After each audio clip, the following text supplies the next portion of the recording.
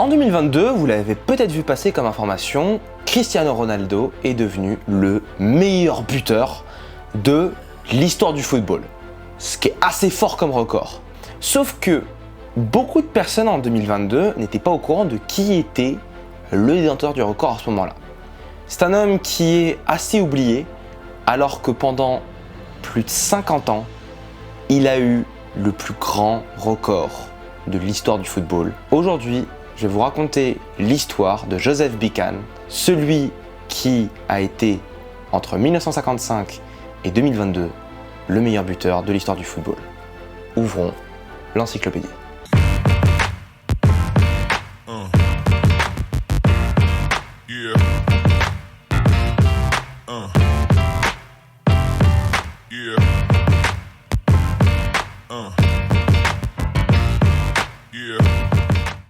Joseph Bican naît le 25 septembre 1913 à Vienne, dans le quartier de Favoriten, qui basiquement est le 10e arrondissement de Vienne. Il naît de deux parents qui sont tchèques. Déjà tchèques d'origine, pour ce qui est sa mère, et tchèques de naissance pour son père, qui est né non pas en Tchéquie, parce que ça n'existait pas à l'époque, mais en Bohême. La Bohême, basiquement, si on résume très grossièrement, c'est la partie ouest de la Tchéquie. Son père était footballeur, František Bican jouant à l'Hertha Vienne, un club qui aujourd'hui n'existe plus, mais qui dans les années 10 était tout simplement en première division autrichienne. Et si son père était plutôt talentueux au football, il meurt malheureusement très jeune, puisque en 1921, suite à une infection du poumon, il meurt tragiquement à un âge, pour le coup, vraiment précoce. Joseph, avec ses deux frères, d'un côté František, comme son père, qui était l'aîné, et Vinik, le plus jeune, bien plus jeune que Joseph par ailleurs, vont devoir vivre sans leur père, et leur mère ayant de grosses difficultés financières, eh bien, elle va être dans l'obligation d'envoyer Vinik en Bohême, chez ses grands-parents. Du coup, František et Joseph, ils vont grandir ensemble et dans des grosses difficultés financières, au point que leur mère devait travailler de 4h à 22h et que eux, ils devaient faire avec les mains du bord. Ils pouvaient pas avoir de chaussures. Bref, c'était vraiment la peau. Joseph, il a grandi dans une pauvreté absolue. Et on peut se dire, oh, il a peut-être été à l'école, il a peut-être été à fond dans ses études pour pouvoir vraiment aller avec sa famille. Non, Joseph, il s'en branle des études. Il en a rien à foutre. Lui, il a qu'une seule chose dans le crâne, jouer au football. Il n'a que ça dans le crâne. Et le pire, c'est qu'il est doué. Il est vraiment doué. En fait, ça paraît assez con, mais c'est la pauvreté de Joseph qui a fait qu'il a eu un tel talent. Et je m'explique, parce que dit comme ça peut être très mal interprété. En fait, le truc, c'est que comme Joseph n'avait pas la possibilité d'avoir de chaussures, il jouait même avec ses pieds, donc pieds nus. Et du coup, en fait, il a pu travailler son contrôle de balle et ses techniques avec beaucoup plus d'aisance que s'il avait eu des chaussures classiques pour l'époque. Ce qui fait que dès le départ, il avait un très bon niveau. Et dans des matchs entre classes, entre écoles, il était chaque fois très présent. Et il faisait un taf monstrueux. Et même si sa mère essayait désespérément de lui dire « travaille s'il te plaît », même parfois en le forçant à travailler, il ignorait complètement les cours. Lui et son frère, ils voulaient que jouer au football. František aussi était très doué au football. Malheureusement, alors qu'il avait 17 ans, František meurt. On dit qu'il s'est suicidé, mais en réalité, quelqu'un l'a ramené avec un couteau en plein dans le cœur. Et la mère de Joseph, Ludmila, était tellement paniquée qu'elle a envoyé temporairement son fils en Bohême pour être sûr qu'il ne soit pas, qu'il lui arrive pas malheur. De par son niveau, dès ses 12 ans, Joseph il va rentrer au Hertha Vienne, le club de son père, mais aussi le club de son idole, Matthias Sindelar, un très grand joueur autrichien qui a fait ses débuts au Hertha. A noter qu'il n'est pas très rancunier parce qu'ils avaient fait des funérailles pour le père en disant à Ludmila, comme quoi il s'occuperait des enfants, il leur donnerait l'éducation, tout ça. Ils sont venus chaque jour, puis chaque semaine, puis chaque mois, puis au bout de 3 mois ils venaient plus, tout simplement. Ils ont complètement abandonné la famille. Si bien que c'est comme si le père avait jamais existé et qu'ils s'en foutaient. Bref, très malhonnête, mais à 12 ans, le Hertha Vienne va quand même recruter Joseph. Et dès ses premières années au Hertha Vienne, il va faire un carnage. Il est super bon en tant que buteur. C'est vraiment à un niveau, c'en est exceptionnel. Et si bien que le patron du Hertha Vienne, il a capté cette idée. Et voyant la pauvreté de la famille Bican, il a dit « Chaque fois que tu marqueras, je te donnerai 1 shilling. Schilling étant la monnaie autrichienne de l'époque. Il va sans dire que là, Joseph, il va être surmotivé parce qu'il se dit c'est un moyen de gagner de l'argent, c'est un moyen qu'on soit moins pauvre. Et il va carburer. Après l'incident qui s'est passé avec son frère, Joseph va être un petit peu dans l'impasse avec le Hertha. Coup de bol, un de ses amis qui faisait partie de Šustek, qui était une entreprise de parquet, qui avait une équipe de foot. C'est très spécifique, je suis sûr que c'est ça. Un de ses amis va le débaucher du Hertha Vienne pour qu'il aille à Šustek. Il va faire quelques matchs où il va, encore une fois, cartonner, ça ne bouge pas, avant d'être débauché très brièvement en 1931 pour aller à Fabenlutz, où là encore, il enchaîne les buts comme des perles. C'est un buteur né, quoi. Il y en a un qui a très bien compris ça, c'est Roman Schramsais. Cet homme qui est embauché au Rapid Vienne, il détecte Joseph Bican et lui dit « Toi mon salaud, je te veux dans mon équipe ». Il n'est pas de Voice au Rapid Vienne, ne confondez pas s'il vous plaît. Le Rapid Vienne va l'embaucher pour 150 shillings. Autant vous dire que là, Joseph, il est super bien niveau argent. Il est passé de 1 shilling par but à 150 shillings tout court. Mais le truc, c'est que le Rapid Vienne voulait tellement le garder 2 ans plus tard, parce qu'à ce moment-là, en 1831, il a 18 ans, Joseph. Mais 2 ans plus tard, il est tellement bon que le Rapid Vienne va chercher à quadrupler son salaire pour le re-signer. C'est bien qu'il va être signé avec 600 shillings à terme. C'est vous dire le niveau. Mais qu'est-ce qui fait qu'il était si bon? Comment ça se fait que Joseph était tellement exceptionnel? Bah en fait, pour la bonne simple raison que c'était un phénomène. Déjà à cette époque-là. Déjà, Joseph, il est athlétique à en crever. Ça aurait pu être un athlète, genre un sprinter, un truc comme ça. Dites-vous que, pour l'époque, il était presque aussi rapide qu'un sprinter. C'est comme si t'avais un joueur au pif en ligue autrichienne qui était aussi rapide que Usain Bolt. Bah, direct déjà, t'as envie de te dire, bah, il y a déjà des très très bons atouts. Mais si on se dit qu'il y a de la vitesse, bah, on se dit, bah, ok, vas-y, c'est bien, t'es rapide, mais bah, va faire de l'athlétisme, casse pas les couilles. Sauf que Joseph, il a un excellent contrôle de balle, comme je vous l'ai dit, il s'est entraîné pieds nus, donc forcément, il a une meilleure appréhension de tout ce qui est ballon avec le pied. Mais au-delà de ça, il est ambidextre. Donc là, en termes de jeu au pied, on est sur un graal absolu. Mais là, tu te dis, il est rapide, il est ambidextre, il est bon au pied. Qu'est-ce que tu peux leur rajouter? Une vision de jeu, évidemment. Le mec a une vision de jeu, il a 14 yeux, c'est pas possible autrement. Il voit le jeu de partout. Il a un QI foot exceptionnel et évidemment, son principal atout, c'est un buteur. Et pas un petit buteur. C'est un buteur qui te met 14 buts par match. On verra plus tard, mais il y a des matchs où il a vraiment mis pas mal de buts. Après avoir complètement surclassé les équipes jeunes du Rapid Vienne, il va démarrer en 2e division autrichienne dans l'équipe de réserve du Rapid, où en 16 matchs, il va mettre 30 buts. Bon, bah ça part en équipe première, hein, qu'est-ce que tu veux que je te dise? Le mec est trop bon pour l'équipe de réserve, tu pars directement en équipe première. Pour le premier match qu'il doit faire en équipe première, il se retrouve contre l'Austria Vienne de Matthias Sindelar, son idole. Et qu'est-ce qu'il va faire? Ce mec, pour son premier match avec l'équipe principale du Rapid Vienne, il va mettre un quadruplé, cet enfoiré. Il va mettre un quadruplé et d'ailleurs, il raconte ce quadruplé dans un livre que je vous conseille, qui est une biographie qui a été faite avec les souvenirs de Joseph Bican, qui est, excusez-moi mon tchèque, qui est catastrophique, hein, j'ai jamais parlé tchèque, qui est Bican Pet Tisic Golu, qui a été fait par Joseph Pandelic, où il retrace son parcours avec ses souvenirs. C'est un très bon bouquin, duquel j'ai pioché pas mal d'informations, donc je vous le conseille, tout simplement. À partir de là, Joseph, il va enchaîner les saisons de malade. Il ne s'arrête pas. Et il va malheureusement finir beaucoup deuxième dans son championnat, mais en 34-35, il va enfin réussir son objectif, gagner le championnat après avoir enchaîné plus de 30 buts par saison à chaque fois. Donc, il va sans dire qu'à ce moment-là, en 1935, le Rapid Vienne, il dit « Mon frérot, re-signe avec nous, tu fais un si beau travail !» Sauf que Joseph, il fait bah en fait, non, j'ai pas envie de signer un nouveau contrat, j'ai envie de changer et tout. Sauf que le Rapid Vienne, il le suspend. Il refuse qu'il parte. C'est Nasser avec Mbappé. Il ne veut pas qu'il parte. Et du coup, Joseph, bah, il n'est pas d'accord. Il se dit, bah, vous êtes en train de me le foutre à l'envers. Et du coup, il va aller faire la grève, tout simplement. Il va faire la grève, il va galérer à sortir de ce club qui, en gros, l'emprisonne. Et du coup, à cause de ça, Joseph, il va pas jouer pendant 9 mois. Pendant 9 mois, il va être complètement bloqué, on va l'empêcher de jouer parce que le Rapid ne veut pas le lâcher. Alors qu'en parallèle, en plus, il a trouvé un autre contrat via un de ses oncles qui l'emmènerait à l'Admira Vienne, qui est à l'époque le club qui a le plus gagné en Autriche, tout simplement. Et après 9 mois de longue bataille, Joseph part enfin du Rapid Vienne. Et il va jouer à l'Admira Vienne où il va encore enchaîner, et mieux que ça, il va carrément aller gagner les 2 championnats durant son passage à l'Admira. Bref, encore une fois, un succès absolu de la part de ce monstre, hein, globalement.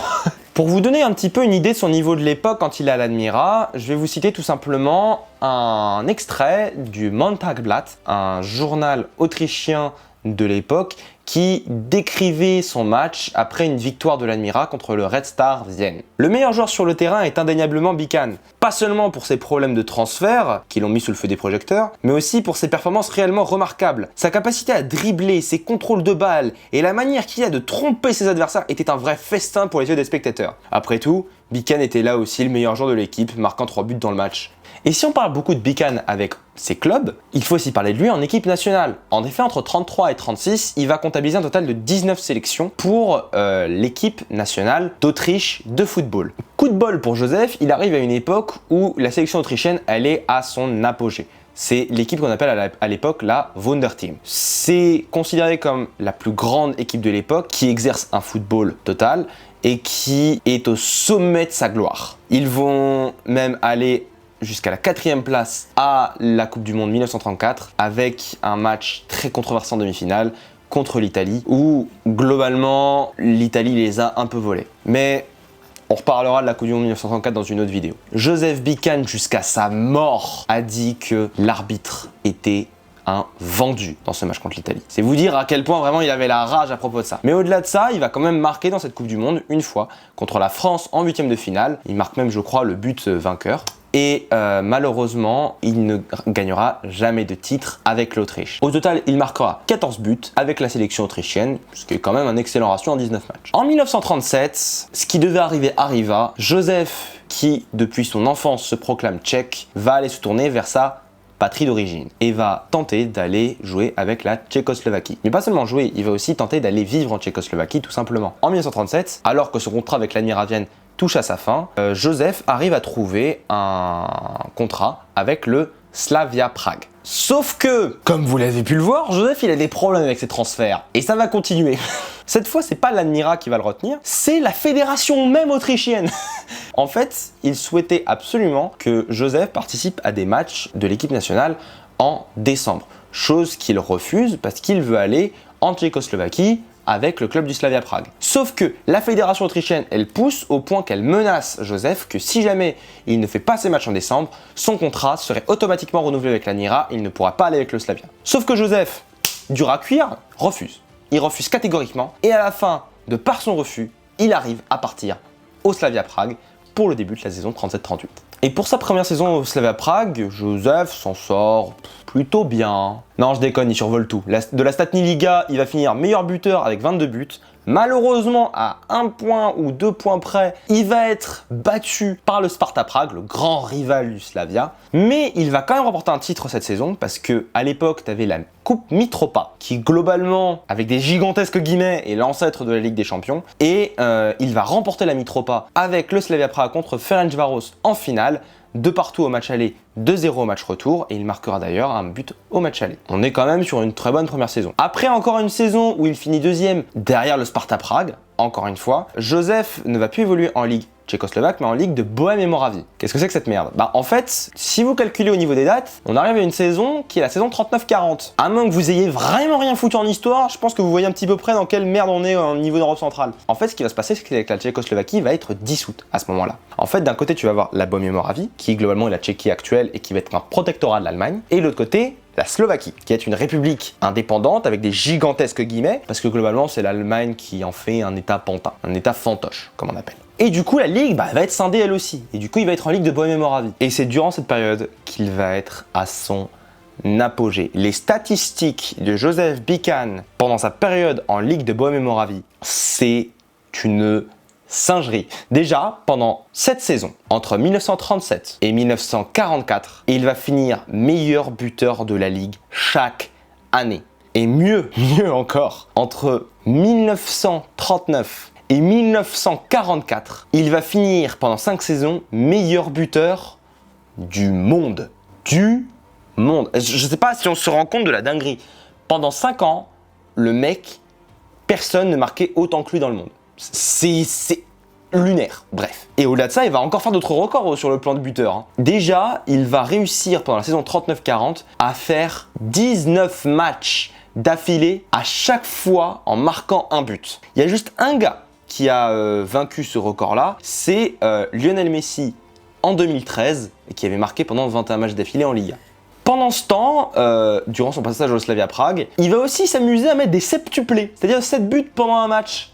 Bref, il n'y a pas à dire, il fait un carton. Mais la question, c'est comment ça se passe sur le plan international du coup. Ouais, parce qu'il a joué quelques matchs avec la Tchécoslovaquie avant la guerre, mais après c'était la Bohême-Moravie. Mais il a aussi joué en Bohême-Moravie. Il a joué un seul petit match contre l'Allemagne, où il a mis un triplé. Ouais, parce que quitte à faire un seul match dans une sélection, autant vraiment marquer le coup, quoi. Pendant ces sélections avec la Tchécoslovaquie, ça se passe relativement mal, parce que certains joueurs sont assez jaloux de tout ce qui lui est mis comme lumière. Parce que il n'y a pas à se mentir, c'était la star de l'équipe. Et du coup, il y en a beaucoup qui lui disaient que c'était un bâtard d'Autrichien, bref, des surnoms pas vraiment très sympas. Et du coup, ça s'est relativement mal passé en sélection tchécoslovaque pour lui. Après la guerre, alors que l'Europe est complètement dévastée, l'un des meilleurs clubs de l'époque va chercher à le signer. La Juve, la Juventus de Turin, qui va tenter tant bien que mal de signer Joseph Bican, qui ne va pas signer pour des raisons assez compréhensibles de sa part, c'est que il avait entendu par des nouvelles qui lui étaient arrivées jusqu'à l'oreille que le communisme était en très bonne posture pour aller s'implanter en Italie et donc pour établir une république populaire là-bas. Apeuré par ça, il se dit que du coup non, il n'ira pas là-bas et il va rester à Prague. Dans la catégorie mauvais calcul, c'est pas très bon parce que l'Italie n'a jamais été une république populaire. Par contre, la Tchécoslovaquie dès 1948, régime communiste. Donc Joseph, c'est cool, mais là tu t'es foiré pour le coup.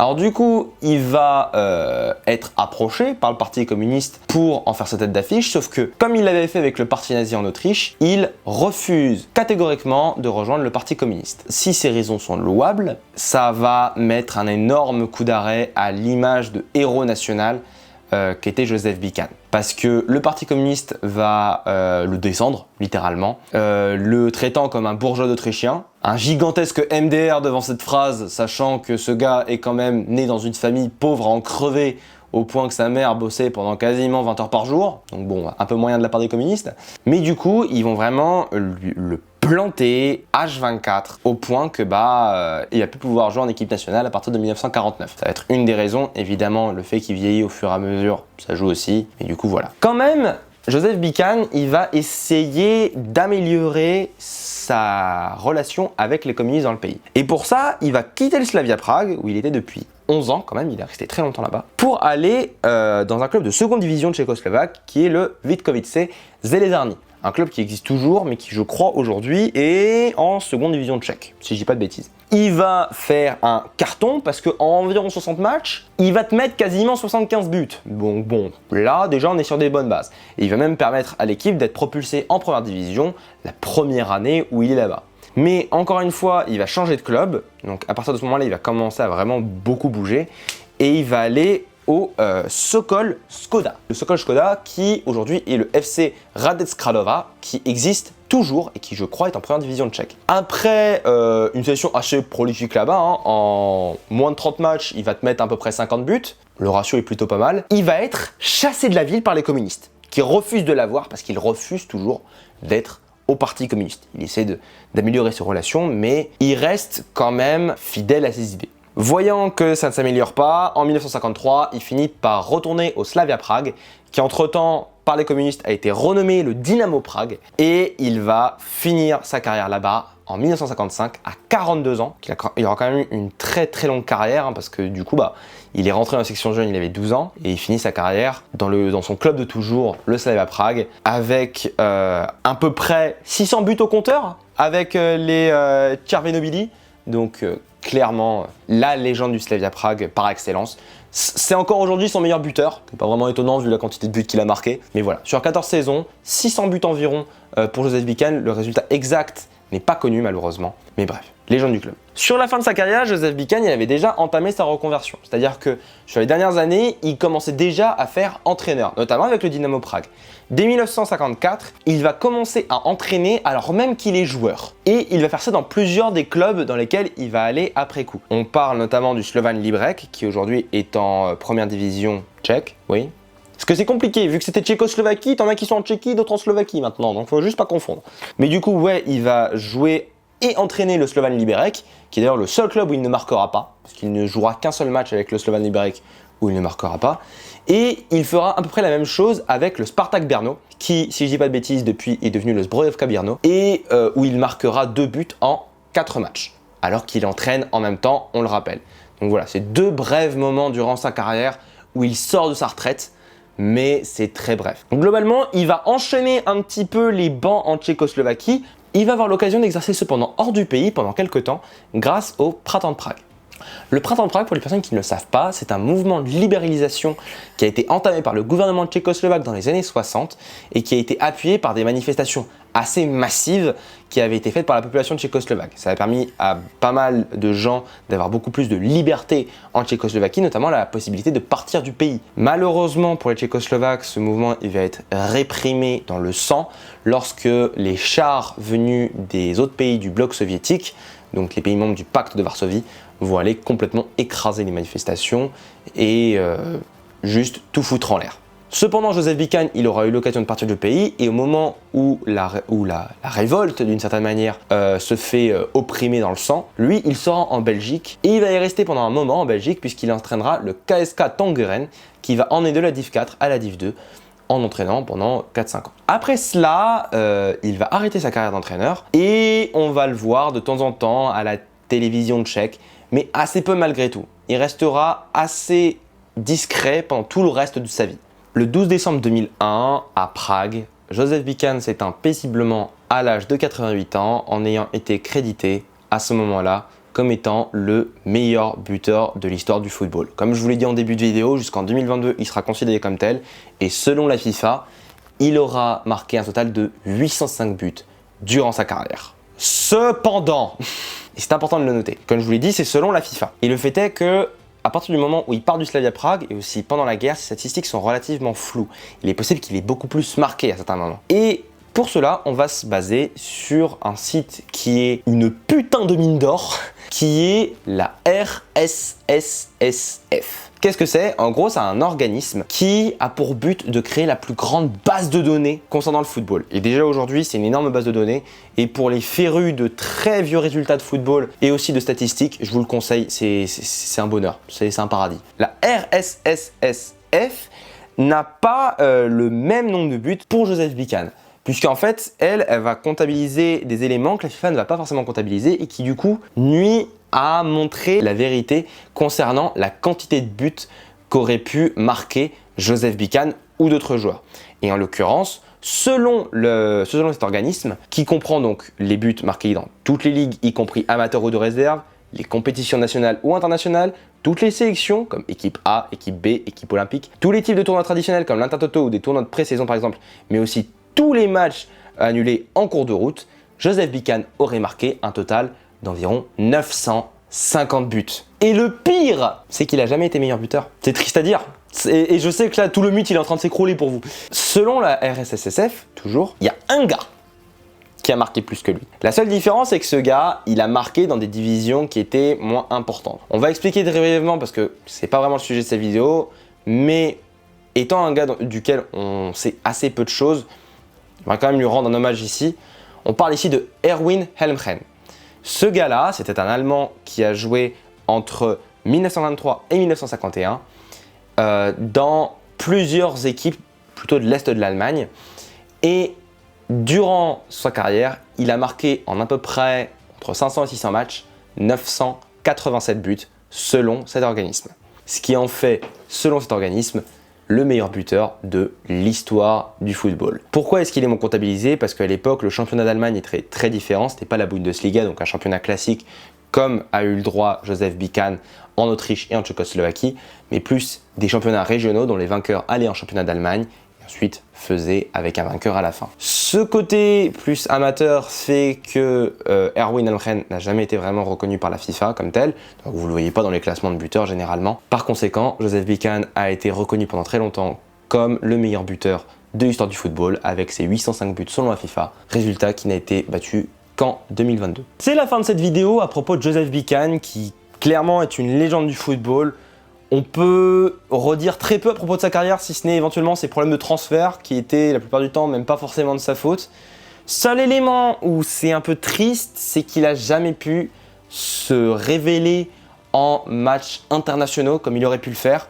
La faute à la guerre évidemment qui a annulé 2 Coupes du Monde où il aurait été à son apogée, en 1942 et en 1946. J'aurais été bien dressé de voir la gueule de la Tchécoslovaquie si elle avait joué, enfin la Bohème Moravie du coup, si elle avait joué en 1942 avec un Joseph Bican à son apogée, on aurait pu avoir une très très belle équipe. Enfin bref, j'espère que cette vidéo vous a plu. On se retrouve pour des prochaines vidéos sur des sujets surprenants, sur des sujets intéressants, les deux, on espère. N'hésitez pas aussi à nous envoyer des suggestions, ça peut arriver qu'il y ait des sujets qui nous échappent tout simplement, et on essaiera de voir si jamais on peut trouver des thèmes qui peuvent être intéressants à faire en vidéo. A bientôt, il est l'heure pour nous de refermer l'encyclopédie.